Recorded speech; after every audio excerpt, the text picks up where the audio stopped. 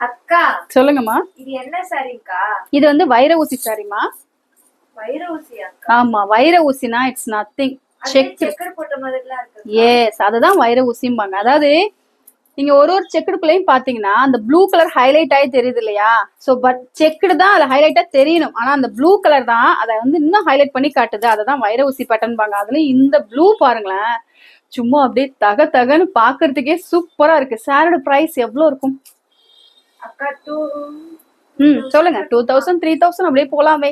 Just 1200 மட்டும்தான்மா. 1200 மட்டும்தானா? இந்த பிரைஸ்க்கு இந்த மாதிரியான சாரீஸ் எல்லாமே நம்ம சிராஜி உமன்ஸ் போட்டிக்கோட ஒரு பிரைடல் காம்போ ஸ்பெஷல்ல சூப்பரான ஒரு ப்ளூ கலர்ல சில்வர் சரி கோல்டன் சரி காம்போ, டபுள் சைடு ஈக்குவலன் பார்டர், ஸ்லிட்ஸ் சும்மா டக்கு டக்கு டக்குன்னு சொன்ன பேச்சு கேட்கும். இந்த சாரிக்கு திஸ் இஸ் த பல்லு.